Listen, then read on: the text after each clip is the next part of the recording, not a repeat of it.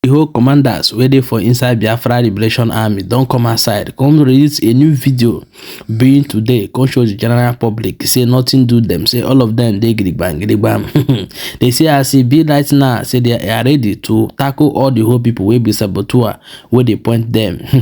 They say they stand to defend Biafra land. I want to make you listen to this video by yourself.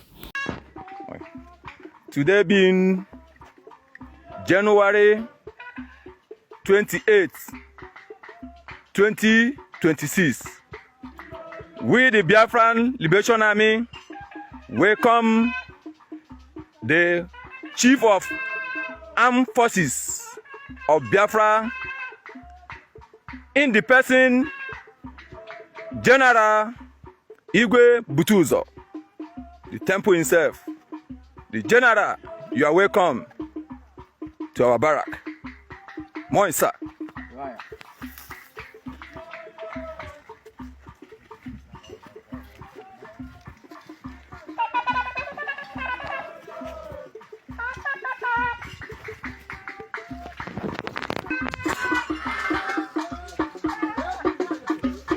The Igwe Butuzo, the General himself of Biafran Armed Forces. We welcome you, sir. Imauti man, gallant man. The gallant man.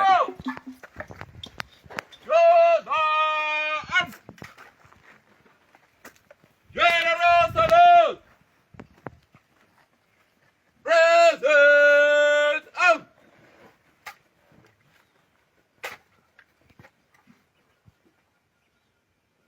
CBDF, the Chief of Biafra Defense Force, Dr. General Chinonso Okafor, aka Igwe Butuzo. Monso! Shoulder!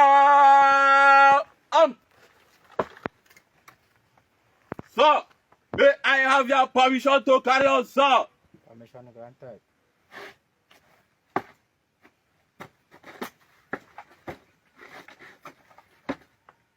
Enjoy everybody.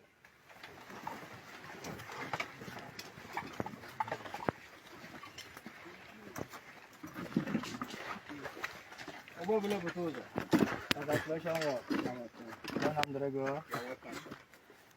Nice, America. Don't have the regular. One bedroom. Don't have the regular. Congratulations, what?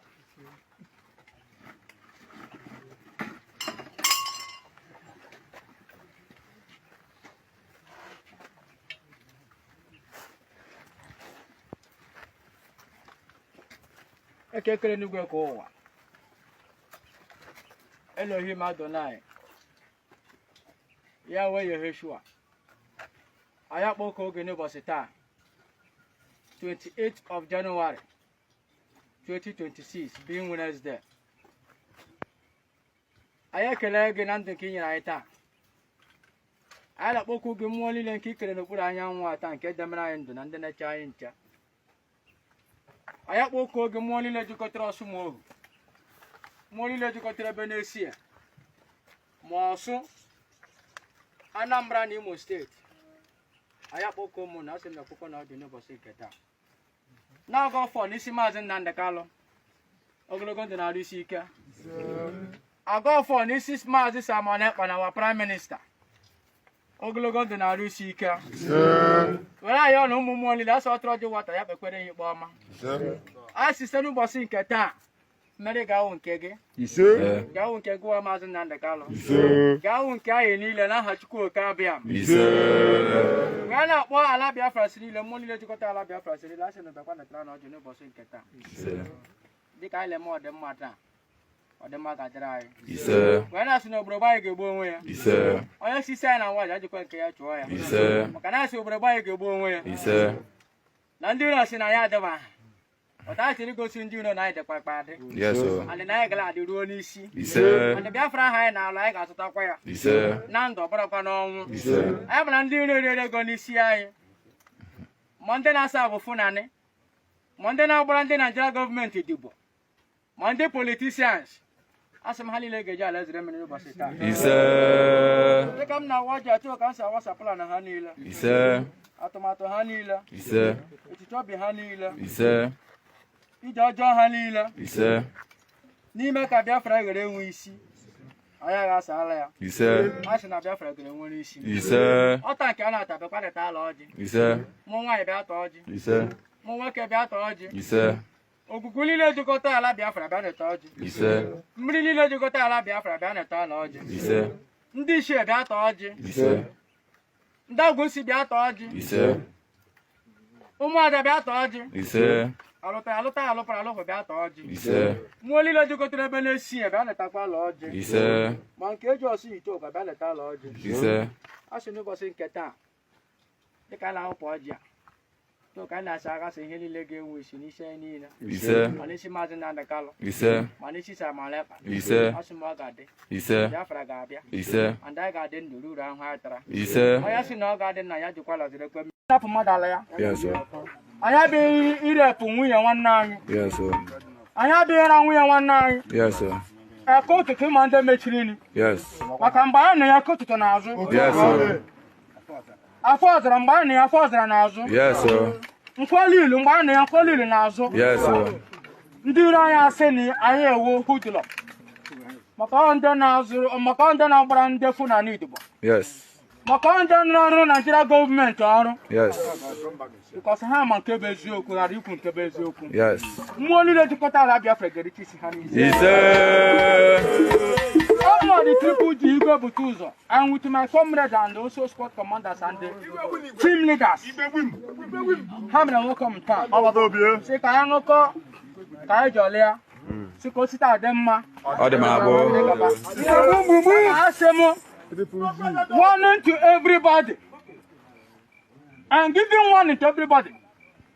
Ma nwoke ma nwaanyị, ma okorobịa ma agbọghọbịa, ma ndị filili na ya ma ebe ha dị, ma ndị filili na ya ma ha nwunye ha, ma ndị filili na ama ha ebe ha lụrụ nwaanyị, ma ebu mmiri na ha dị, ma ukwu ha ma ibe ha, ma owuriri ochọrọ ha niile.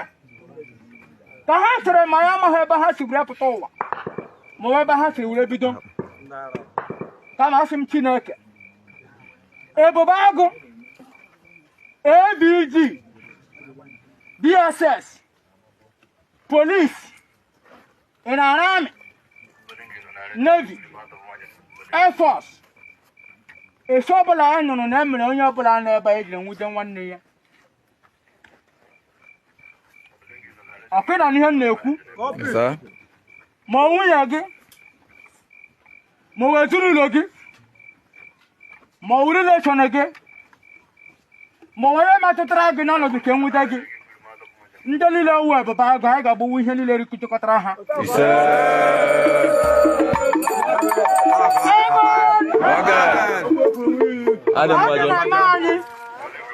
Anyị agba nkịtị because of ihe Nnamdi Kanu na-agabiga turu. Unu efilize na anyị mmugwu. Unu efilie na anyị ndị iberibe. Ka anyị ji opportunity were na warn the Nigeria government. Now warn the people serving Nigeria government. Iwu ebube agụ, iwu ABG, iwu DSS, iwu Dogbachi, iwu onye aka ọdụ, Imo State ABG. Anyị na-awụ ụnụ enwe nwoke eme nwaanyị ha. Anyị ma ebe isiri bi ụwa. Anyị ma ebe isiri bido. Anyị ma ebe gị ma ebe nne gị ma ebe nna gị. Esi ọbụla anyị nụrụ na ihe ọbụla na-alụ ọgụ ka Biafra bịa na anụjiri eme ha arrest tupu ha na Taga Base or DSS, ngụwa police, ngụwa ebube agụ, ngụwa onye amị. We must kill you and we must bury you.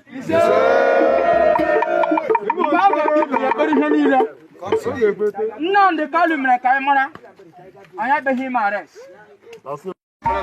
Today being January 2026, 28 January 2026 being Wednesday.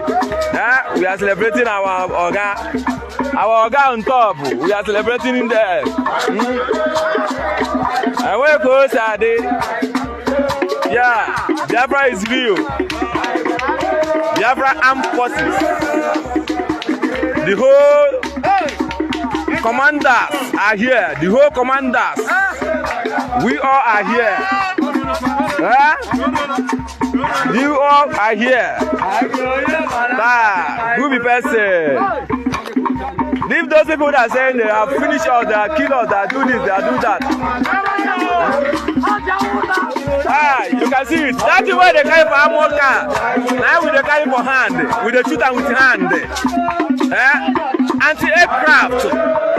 When they fear you, who get you now with who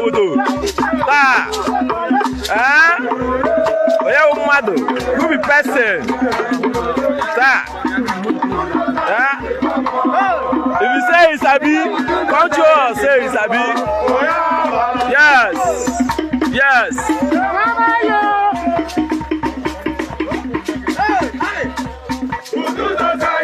Na so. Say it's even more. Oya ba no so. Oya umado.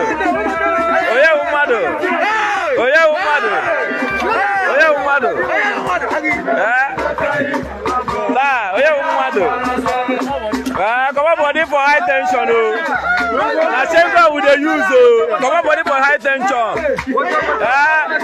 Na change gun with the fire. That's so it be. All the whole commanders today we welcome the general of Biafra Armed Forces. We welcome him today. They say they don't finish us. Only the commanders, 9 full years. No talk of the boys. For say we say my boys gather. No space.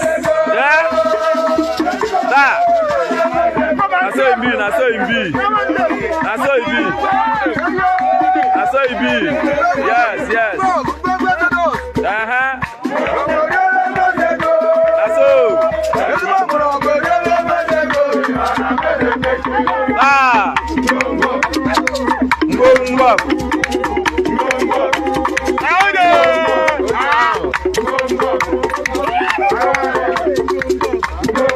The Triple G, the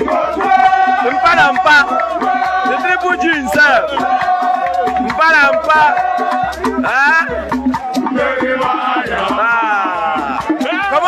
Come on for that one. For that one, where Sabi? For that one, where over Sabi? The general say.